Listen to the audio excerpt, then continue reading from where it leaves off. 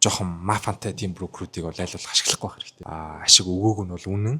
Тийм болохоор аваагүй. Члээ одоо зарим ярьж хэлдэж шít. Өө тэр брокероос янгууд жоохон юу ачлаа шүү. Удаан орж ирлээ. Эсвэл жоохон спред нь өндөр байлаа гэл тиймэрхүү юмнууд гардаг. Тэгээд зарим брокерууд чинь бүр нөгөө татаа алтыг нь өгсөнгүү төгжчлээ, эсвэл шатаачлаа гэсэн юмнууд гараад байдаг штэ. Тэр тал дээр.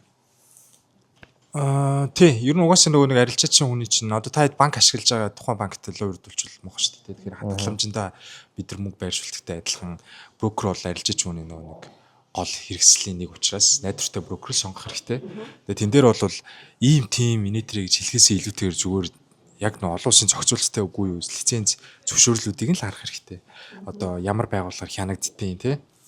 Тэгээ хинж одоо ямар ч лиценз зөвшөөрлгүй юу нь мэддэхгүй газраа серверээ татдаг ч гэдэг юм. Тиймэрхүү одоо жоохон мафантай тийм брокеруудыг бол айлуулах ашиглахгүй байх хэрэгтэй. Тэгээд одоо саяхан 100 бас өнгөрсөн 100 билүү хизэвлээ талаар нэг бичлэг оруулж ирсэн шүү дээ. Тэгээд тэр мэн дээр бол ашиг өгөөг нь бол үнэн. Тийм болохоор аваагүй. Тийм болохоор би одоо нэг амар гоншгонж бол юм яриаг үтгэхдээ бол зүгээр бичлэгээ бол хийгээд хийсэн. Яг тэгэхээр бус хүмүүсээс сэрэмжлүүлж байгаа байхгүй юу? Тэнгүүд ингээмэрхүү нөгөө нэг бив сервистэй брокеруудын гол дутагдал одоо зөвүүн юм нь юу вэ гэхээр бага дүнтэй гүйлээг бол шилжүүлээд өгнө. За асуудал өгнө. Тэгээ угаасаа ихэнх клиентууд бол тийм томор зэнгэлээд том ашиг авч чаддгүй.